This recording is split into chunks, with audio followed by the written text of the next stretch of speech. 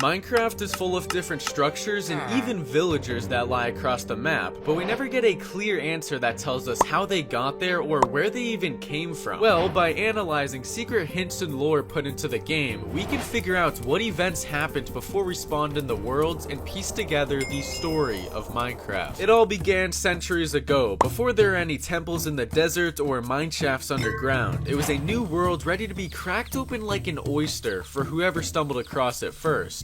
Oh, and when you look at that, there's the first sign of human life, some wild Neanderthals. They weren't Neanderthals for long though. As time went on, they learned to mine and craft, group up together to kill animals, and discover more crafting recipes to make killing animals even easier. And it wasn't long before they went from living under the green top to having nice little cozy houses by the riverside to grow their crops. These builders were the ones that made all of the structures in the overworld we see today, like the giant prismarine monuments that they built to worship and offer gold to the gods they believed in, as well as the huge mineshafts underground, which they used to collect all the different types of ores. But our ancient friends had a problem. They had become so ambitious and adventurous that the usual mundane blocks and boring modified jungle edge biome wasn't giving any more satisfaction. The ancient builders wanted something new to discover, and that's when a man by the name of Alexander, king of one of the largest and most advanced settlements in the world, built a working nether portal with his son, which is where our story really begins. Alexander had more of a desire for adventure than anyone else, and he was ready to take on a whole new dimension. Before going in though, they went ahead and threw just about 15 pigs into the portal to see if it was safe, and only 1 out of 15 of them came back through. Alright guys, only 1 of the pigs survived. I don't think going in with just iron armor. Wait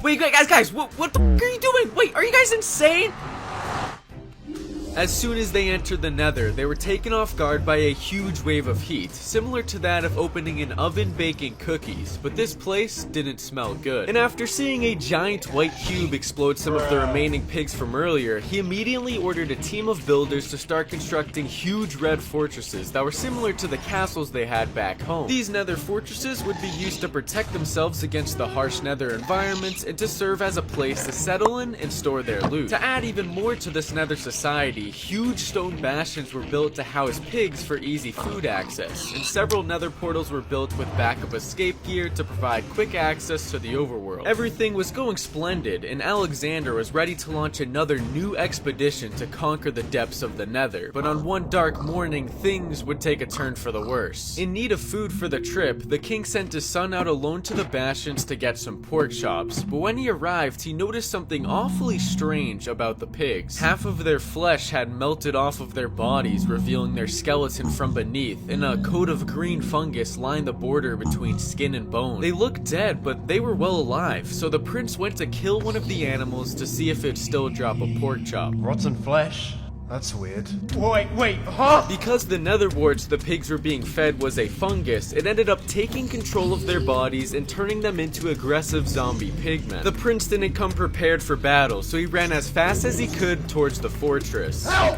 Help! Help! Help! The screams echoed off the walls of the nether and made their way to Alexander, who immediately ran to see what the yelling was about. Quickly looking through one of the fortress windows, he could see the horde of monsters chasing after his son, but before he could mine through the wall to save him, it was too late. Hang in there, son, I'm coming! As he got closer to where his son had just died, the blocks in the area changed from a red netherrack to a brown and mushy substance with what looked like faces printed into it, staring back at him, screaming for help. To his right lie his son's skull, which now turned from a concrete white to withered and black. He picked up the skull and gathered the blocks, which now held his son's soul, and went back to the overworld with the mission of bringing his son back to life. He felt that his cravings for exploration and power had gotten his own son killed, and bringing him back was the only way he could ever forgive himself. Despite his high reputation though, everyone in the kingdom began to think he had gone insane and didn't think there was any way he could bring back the dead. But the king was obsessed, and after multiple tests, he figured out that there was some sort of energy hidden in the soul sand. When he ran over it with soul speed boots, small souls would be released out of the soul sand, giving him speed. Not only that, but he noticed soul sand gives life to nether warts in a lifeless environment if grown on it, which led him to believe if he could somehow combine soul sand in his son's dead skull, he could bring him back to life. And after countless attempts of trial and error in his dark basements, he finally figured it out. Or at least he thought he did. Please walk. Please come back to me. Son? Is that you?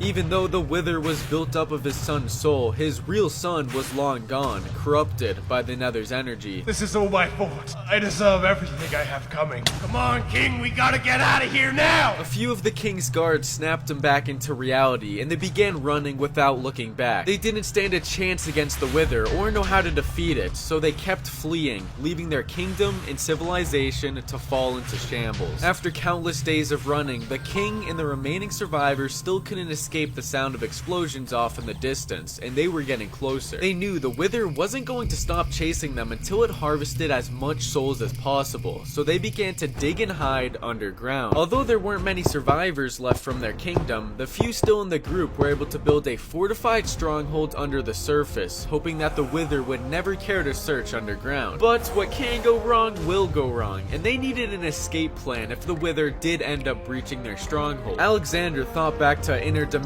travel. Just thinking about it made him sick, but he had the idea that if there was one dimension they had traveled to, there had to be another one. It was a gamble, but a gamble he was willing to take to save himself and what was left of his people. He got right to work, and with the spare time he had underground, it didn't take him long to craft a new block, one which no builder had ever seen before. He then filled the mysterious block's pockets with Eyes of Ender, and then the first functioning end portal had been successfully made. As everyone filled up with joy, Alexander stopped and zoned out, realizing what he had just done. The sound made by the portal when it was lit was extremely loud. In fact, end portals can be heard throughout the entire world when they're lit.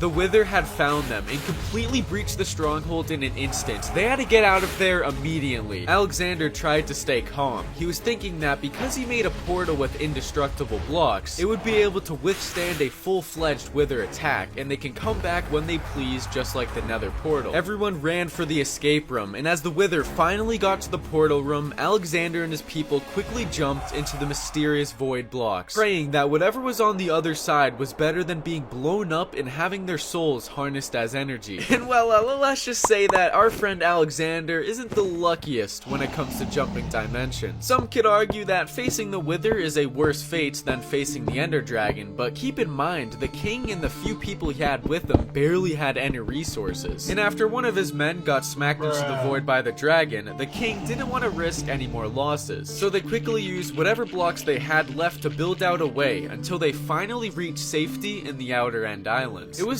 quiet, and the only sign of life were these tall chorus plants that they had to start eating to survive. And there was also these shulkers that were really just a nuisance. Now with an almost endless food supply, they went ahead and started building giant end cities for a temporary base to settle in and store whatever loot they had left on them. It was actually pretty nice. They didn't have to worry about giant spiders or skeletons, but they knew that they had to return to the overworld at one point or another. And they knew the only way to open up a return portal would be by killing the dragon. Alexander and his people immediately got to work once again, crafting any potions and weapons that they could from their leftover resources. After that, they began harnessing the power of flight. By using the Shulker's special levitation effect, they made huge flying end ships with dragon head replicas on the stern to show that they weren't messing around. They were going to fly these bad boys and their elytra straight into battle and take back what was theirs. The king took his place at the front of the ship, equipped his armor, and everyone refilled their saturation with the chorus fruit one last time before battle.